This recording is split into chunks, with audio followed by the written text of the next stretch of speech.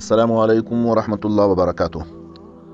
مسلمانانو ورونو، موږ تاسو په دنیا کې الله تعالی دی عفو وکي دوه قسمه ګناهونه کو.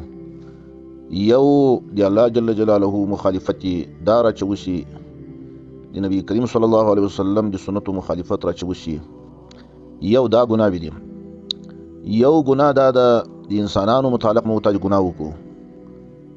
یو سړی په بل سړی باندې ظلم وکي، یو سړی بل سړی ته کنځاوي وکي، یو سړی د بل سړی غیبت وکي، یو خاوند را ولاړ شي زنانه دومره ډیره سزا ورکړي چې هغه د دومره سزا مستحق نه وي، دومره جرم یې نه وي کړی، د زنانې تر جرم ډیره سزا یا ډېرې خشکې ورته وکړي، دا هم ګناه ده.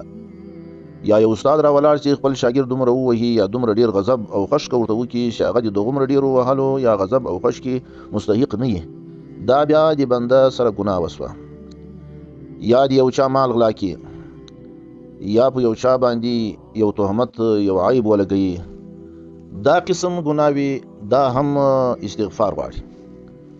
او یو خبره چې اوس را اوسنۍ شپې مسلمانانو اولې دا د رحمت له شپې دي، په دې کې الله جل جلاله په مسلمانانو باندې رحمتونه وروي. سړی به په دغو لسو شپو کې له الله تعالی څخه ډېر رحمت غواړي چې خدایه په دنیا او په آخرت کې په ما باندې رحم وکړي. د الله تعالی رحم چې انسان ته متوجه شي، بیا د انسان ټول حاجات هم پرې کېږي. الله تعالی سړی له هر مشکله له هر غمه په دنیا او په آخرت کې خلاصوي. او که د چا یو ضرورت یو حاجت د کاروبار یا د کوزدي او د واده قرض یې چې 2 رکعات لمونځ وکړي او د 2 رکعاتو لمانځه وروسته بیا د شي تقریبا 500 وارې یا ارحم الراحمین وایي، یا ارحم الراحمین، یا ارحم الراحمین، او بیا له هغه وروسته دعا وکړي، نو الله جل جلاله به ان شاء الله هغه حاجت پوره کړي. که یو ورځې وکړي نو پوره بیا دې وکړي، بیا دې وکړي، تر 11 ورځو چې رسېږي خدای پاک مهربانه ده، دا د رحمت شپې دي. یا ارحم الراحمین چې دعا وکړي 500 وارې وایي، بیا دعا وکړي، الله تعالی به حاجت پوره کړي.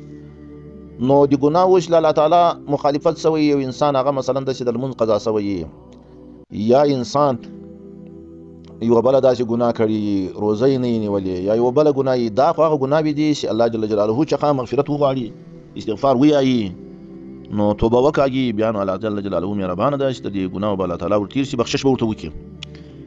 نو استغفار بیا د مابین په لسو شپو کې باید دا استغفار ډېر وویل شي.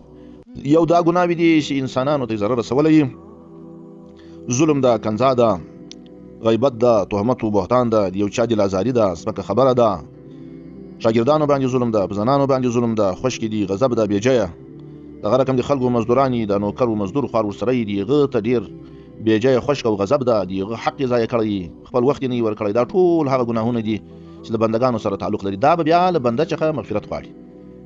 نو د هغه طریقه دا ده چې هغه سړي څخه بخشش وغواړي، او په دا رقم بخشش وغواړي چې هغه له ده څخه سم خوشحاله شي او راضي شي. مثلا د چا مال یې ضایع کړی، د چا حق یې ضایع کړی، په چا یې ظلم کړی، هغه ته وایي چې ماته بخشش وکړه، یا د هغه کوم حق کېږي هغه حق به هغه ته رسوي چې د ما د تا دا حق ضایع کړی و، دومره د حق ده، دا شی له ما در واخله، دا قبول کړه.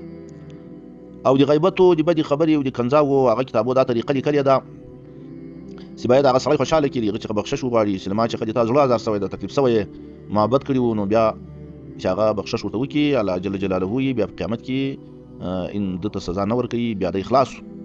او د غیبت په باره کې کتابو دا خبره لیکلې ده، که هغه سړي ته سړي چې د چا غیبت کړی ده، که هغه سړي ته دا خبره غیبت ورسېدلی، باید بیا له هغه څخه مخامخ بخشش وغواړي چې زما چې غلطه خبره سوې وه، زه په تا کې غږېدلی وم، ماته بخشش وکړه. او که نه یې رسېدلی ورته، بیا چې دعا ورته کړي، دغسې پسې شا هغه ته غیبت هغه ته نه یې رسېدلی، بیا دې نه خبروي، بیا چې هغه ته دعا کړي وداسې یا رب اغفر لي وله، خدای ما وبخښي هغه سړی چې ما یې غیبت کړی هغه م وبخښي. او کله کله یو نیک عمل وکړي، مثلا نفل وکړي، ذکر وکړي، د هغه ثواب هم ور وبخښي چې خدایه هغه کسان چې ما په دوی کې بدې خبرې کړي دي، الله تعالی له ما څخه دا خلک زهیر شوي دي، خدای پاکه د ما د دغو نیکو اعمالو ثوابونه ور ورسوي، له دوی له ما سره په دې ثوابو کې شریکان کړي، په دې باندې ان شاء الله تعالی الله تعالی بیا ده ته مغفرت کړي، د هغه بنده له حقه څخه یې خلاصوي. دا د بندګانو حقوق مسلمانانو بیخي ډېر دي، خلک دې ته نه دي متوجه. بندګانو کې چې کوم سړي چاته ظلم او کنځا او غیبت او تهمت رسولی، دا ډېر ضروري ده چې سړی د هغه څخه بخشش وغواړي، ځان خلاص کړي، که یې د رفو حق یې مال یې مځکه یې هغه ور ادا کړي، یا یې د هغه بخشش وغواړي، یا یې زړه ور ازار کړی، دا ټول بخشش غواړي. نبي کریم صلی الله علیه وسلم یا یې اصلي مسکین دا نه ده چې د هغه مال نه یې او د هغه د دنیا اسباب نه یې مسکین. په حدیث شریف کې راځي، نبي کریم صلی الله علیه وسلم فرمایي اصلي مسکین د قیامت د ورځې ده چې دای به ولاړ یو سړی ښه به یې لمنځونه کړي، حجونه به یې کړي، زکاتونه به یې، عبادات به یې، بل سړی به راشي به ده به دعوه وکړي یا خدایه پاکه دې ماته کنځا کړې وه، الله تعالی به دې د نیکي هغه ته ورکړي. بل به راشي یا الله زه دغه والی ومه، بیا به یې لمنځونه مثلا یې هغه ته ورکړي. بل به راشي خدایه پاکه دې له ما سره داسې ظلم کړی و، ما یې تهمت لګولی و، بیا به یې نیک اعمال راواخلي، الله تعالی به یې هغه ته ورکړي. ټول اعمال نیک او حسنات اعمال دا به ختم شي. نور خلک به راشي عریضه به د باندې وکړي چې خدای پاکه دې سړي له موږ سره داسې ظلم کړی و، هغه به د ده نیکي نه ایږدي هغو ته ورکړي. الله تعالی به د هغو نورو خلکو ګناهونه راواخلي، به د باندې بې واچوي. نو د دنیا نیکي به ټولې ختمې شي، پردۍ ګناوې به بار کړي او دوزخ ته به ځي. دا مسکین د اصلي نو د قیامت د ورځې مسکین به سړی له ځانه نه جوړوي، د استغفار ورځې شپې را روانې دي.